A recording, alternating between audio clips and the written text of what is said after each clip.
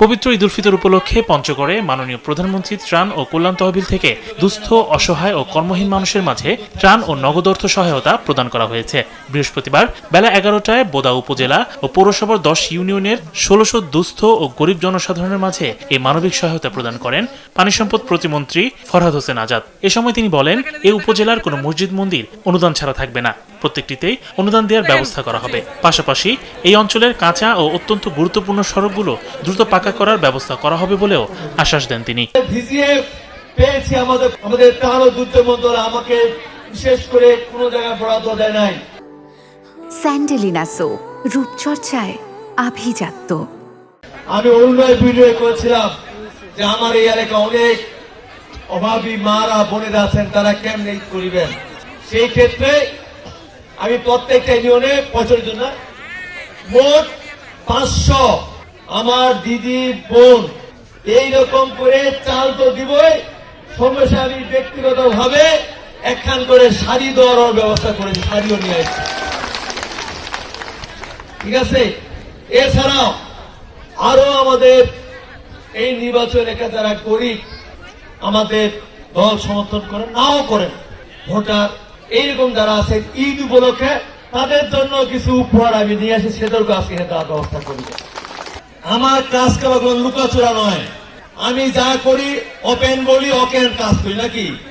কাউকে বোকা দিলে সবার সামনে দেই, রাগ করলে সবার সামনে করি। কি ভাই, আমি পিছনে কিছু কাউকে নিয়ে ষড়যন্ত্র করি নাই, রাজনীতি শিখি নাই। কারণ আমি জানি দিন শেষে আপনার আবার সবচেয়ে আপনজন। বোকা ধোকা দেই, আমার দলীয় নেতাদেরকে দেই, কেন ঠিক মতো চলে, কাজ ধরা ঠিক মতো করে, উল্টা পাল্টা না করে থাকি। বিগত দিনে মসজিদের টাকা আসছে, মন্দিরের টাকা আসছে, অর্ধেক টাকা নাই, বুঝলো না? সেই সুযোগ আর এই আসিবানো হয়। কোন অফিস যদি কোন কমে 2 টাকা কম দেয়, খালি মুখ ফোন করে কহিবেন যে মন্ত্রী ভাই ওই যে ওখানে গেল টাকার তারা মুখ তো টাকা কম দিন। ওই অফিসার আছে আর মুই আছে, ওইটা মুই বুঝে নিন। ওই এখন হচ্ছে এইটাই আমার আনন্দ হচ্ছে, তোমার সঙ্গে আনন্দের সঙ্গে বসবাস করে তোমার সে ঈদ করা, এটাই হচ্ছে আমার লক্ষ্য। ঠিক আছে, কাজেই মানুষ তো একদিন মরে যাবে, তাই না? আমার কথা একটাই, আমি যেন আমার বোদা উপজেলা 10টি একটি পৌরসভার প্রত্যেকটি মানুষের হৃদয়ের মধ্যে আমি যেন স্থান নিতে পারি, এবং যেদিন মরে যাবো সেদিন আফসোস করে বলেন ভাই লোকটা ভালো ছিল নাকি, এই করে মরিবা।